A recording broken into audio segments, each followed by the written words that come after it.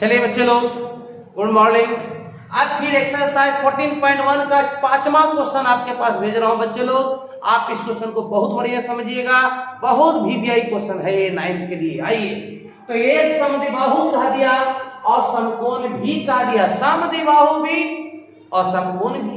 समद्विबाहु माने जिसकी दो भुजा बराबर हो, और समकोण का मतलब एक को नपड़ी का हो। यहाँ पर बच्चे लोग आप लोगों को दिमाग लगाना होगा कि एक ऐसा त्रिभुज बनाना है जो समद्विबाहु भी हो और समकोण भी हो। आइए, तो यहां पर देखिए बच्चे लोग, ये जो बना रहे हैं ना, ये समकोण तो है ही, लेकिन समद्विबाहु भी हो गया। ये समद्विबाहु भी हो गया। अब समझिए, यहां पर ए बी और सी, ये दो भुजा बराबर हो गए। ए बी जो है वो बीसी के बराबर हो गया, है कि नहीं? एक त्रिभुज में दो भुजा बराबर हो गया तो समद्विबाहु हो गया। तो देखिए कि ए बी जो है बीसी के बराबर हो गया, और यहाँ पर अगर 90 डिग्री का इंडिकेट कर देते हैं तो ये समकोण भी हो गया, तो समद्विबाहु भी हो गया बच्चे लोग और समकोण भी हो गया, है कि नहीं? लेकिन अब इसमें से कुछ बच्चे अगर क्वेश्चन करते हैं कि सर ए बी जो है क्या AC के बराबर नहीं हो सकता है, या क्या BC जो है वह AC के बराबर नहीं कर सकते हैं? जवाब होगा नहीं। क्यों? क्योंकि हम जानते हैं कि लंब आधार के बराबर हो सकता है, आधार लंब के बराबर हो सकता है, लेकिन कभी भी लंब जो है वह कर्ण के बराबर नहीं हो सकता है, आधार भी कर्ण के बराबर नहीं हो सकता है। क्योंकि एक समकोण त्रिभुज में कर्ण जो होती है, हाइपोटेनस जो होती है, वो सबसे बड़ी भुजा होती है बच्चे लोग, ये हमेशा आपको याद रखना चाहिए। तो जब सबसे बड़ी भुजा हो गई है, कर्ण सबसे बड़ी भुजा होती है, तो कभी भी लंब आधार के बराबर नहीं हो सकता है, इसलिए ये दोनों ही बराबर होना चाहिए। तो चलिए बच्चे लोग, यहां पर हम लिख देते हैं माना कि AB का मान x। अब यहाँ पर कंफ्यूजन, सेंटीमीटर माने, मीटर माने, मिलीमीटर माने, क्या माने? तो यहाँ पर देखना चाहिए कि जो क्षेत्रफल है सेंटीमीटर स्क्वायर में दिया हुआ है, तो यहाँ पर आपको सेंटीमीटर मानना होगा। इसीलिए आपको BC का जो मान होगा बच्चे लोग वो भी 1 सेंटीमीटर होगा, क्योंकि दोनों भुजा बराबर है। कोई दिक्कत यहाँ तक नहीं होना चाहिए।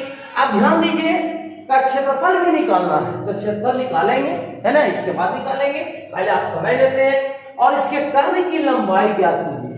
एक समद्विबाहु त्रिभुज का क्षेत्रफल दिया हुआ है, सॉरी क्षेत्रफल दिया हुआ है, तो क्षेत्रफल दिया हुआ है, तो इसके कर्ण की लंबाई क्या होगी, यही पूछ रहा है ना।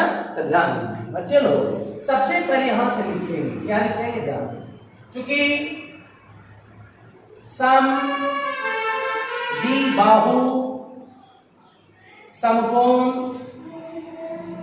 त्रिभुज का क्षेत्रफल, त्रिभुज का क्षेत्रफल बच्चे लोग कितना दिया हुआ है, देखिए बोर्ड पर 200 सेंटीमीटर स्क्वायर दिया हुआ है। बराबर क्रिया में और का प्रयोग, समद्विबाहु को थोड़ा सा इग्नोर कीजिए, है तो समकोण त्रिभुज ना। और मैंने आपको लिखाया था 1/2 गुने आधार गुने शीर्षलंब, तो होता है शीर्षलंब को ही ऊंचाई भी कहते हैं बच्चे लोग, बराबर 200 के 200। 1/2 को 1/2 रहने देंगे। आधार कितना है बच्चे लोग, BC है, और शीर्षलंब माने ऊंचाई क्या है, AB है, बराबर 200 के 200। अब 1/2 के 1/2 रहने देंगे बच्चे लोग, और BC का मान देखिए यहाँ पर माने है x माने हैं, और AB का मान यहाँ पर x माने हैं, बराबर 200 के 200। x में x से गुणा करेंगे तो x स्क्वायर, और x स्क्वायर 1 से गुणा कर देंगे, x स्क्वायर बाई 2 बराबर 200। इसके बट्टा में हम 1 मान लेंगे, तीसरा गुणा कर देंगे, x स्क्वायर 1 से x स्क्वायर, और 200 दूनी 400, इसीलिए x स्क्वायर बराबर स्क्वायर हटेगा इसमें से बच्चे लोग, इस पर रूट चढ़ जाएगा, और 400 के वर्गमूल 20 हो जाएगा। अब बताइए बच्चे लोग, अब यहाँ से ध्यान देने वाली बात है, इसीलिए बताओ कि AB का वैल्यू कितना माने x, इसलिए AB बराबर x माने हैं, x का मान आ गया 20 सेंटीमीटर, तथा BC का मान कितना माने हैं बच्चे लोग, BC का वैल्यू हम x माने हैं, देख लीजिए x का मान भी 20 सेंटीमीटर हो गया। ठीक है बच्चे लोग। अब क्या करना से देखिए, अब ए बी का मान हो गया 20 सेंटीमीटर और BC का मान भी हो गया 20 सेंटीमीटर, है ना। अब आपको ध्यान देना है कि त्रिभुज का क्षेत्रफल कैसे निकालेंगे, त्रिभुज का क्षेत्रफल कैसे निकालेंगे। तो इसको दो तरीका से बनेगा बच्चे लोग, हमेशा याद रखिएगा। सबसे पहली बात है कि इसके कर्ण की लंबाई निकालना है ना। त्रिभुज का क्षेत्रफल तो दिया हुआ है ना, इसकी कर्ण की लंबाई निकालना है। तो कर्ण की लंबाई निकालेंगे कैसे, यहां तक तो आपने उतार दिया बच्चे लोग। अब देखिए इसके यहां से साफ करते हैं, देखिए कैसे निकालेंगे। बहुत बढ़िया क्वेश्चन है ना। कर्ण फाइंड करने के लिए कर रहा है, कर देंगे। चूंकि हम जानते हैं कि कर्ण बराबर होता है अंडर रूट लंब स्क्वायर और प्लस आधार स्क्वायर होता है। कर्ण की लंबाई निकालना है तो लंब कितना दिया हुआ है, चलो AB का होल स्क्वायर हो गई, है ना। और आधार कितना दिल है, BC का होल स्क्वायर हो गई, है ना। बच्चे लोग ये चीज देखिए, x का मान 20 निकाले है ना। अगर ये नहीं भी निकालते तो कोई दिक्कत नहीं है ना।